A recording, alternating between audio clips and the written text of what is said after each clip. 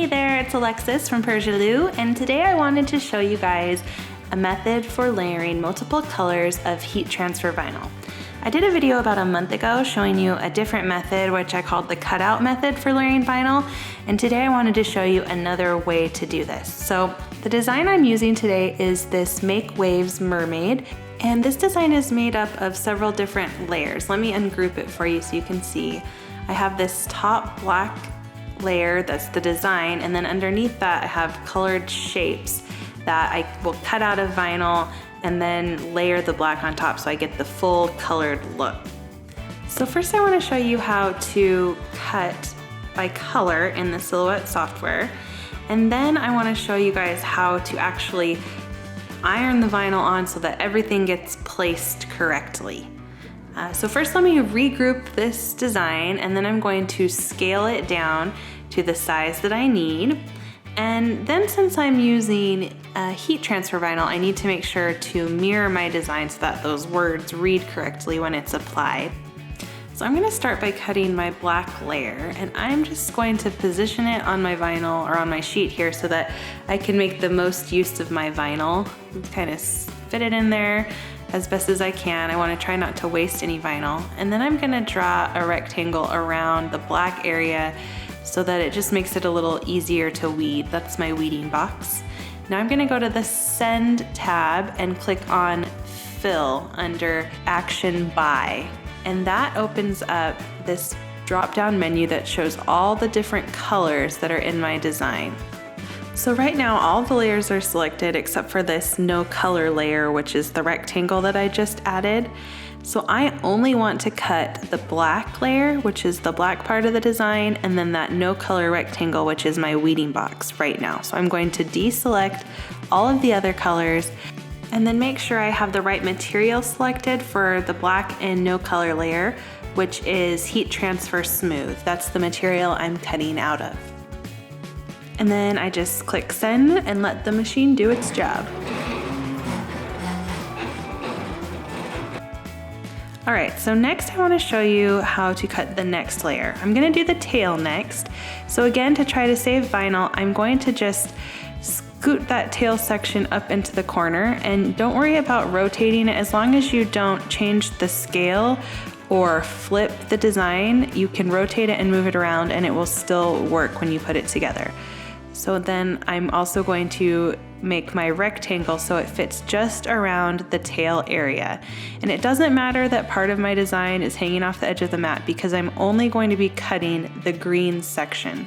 So I'm gonna unselect the black, leave the no color selected, add the green layer because that's what I'm cutting now, and then again make sure I have the right material selected, and then I'm good to go.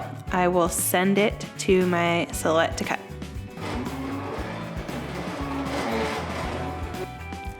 Now I'm just gonna repeat this pattern or repeat this method for each layer, one at a time, making sure I have the right material and sending it to the machine.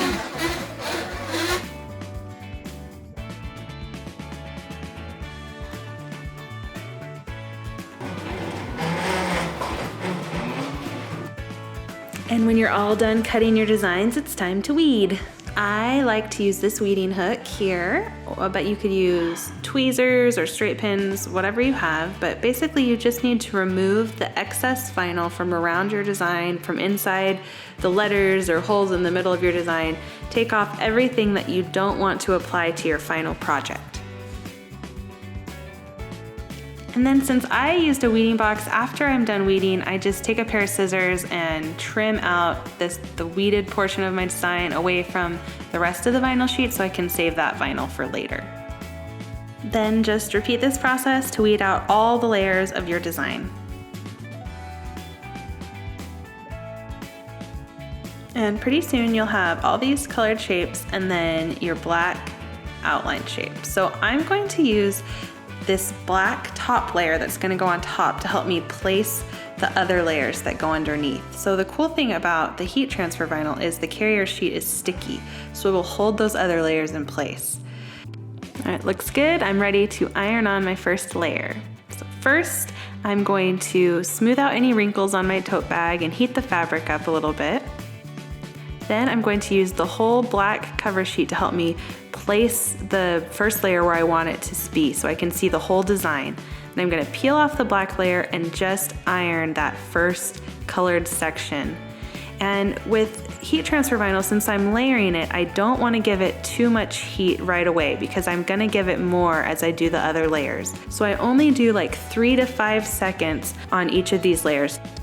All right, so I just am going to repeat the process with each of the colored layers. First, I'm gonna position it on the sticky back side of my black design, and then I'm going to line that up with the pieces that I've already applied, and then peel off the top black cover sheet, keeping the next colored piece in line. And it's important to cover the layers you have already applied with something to protect it from the iron, which will melt it. If you place the iron directly onto the layer you've already applied, it will melt it. So I'm using a piece of multi-purpose paper here, but parchment paper or a piece of cotton fabric would work well too. And just repeat for each layer.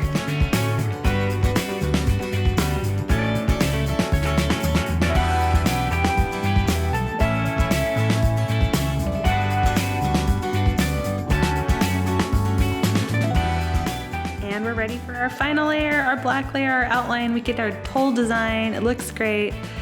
And this time you want to make sure you give it the full 10 to 15 seconds of heat and pressure to get it really well attached. And that's it! I love the way this bag turned out. I think it's so cute. I love the look you can get with multiple layers of HTV or iron-on vinyl, and I hope you will give it a try soon. Happy making!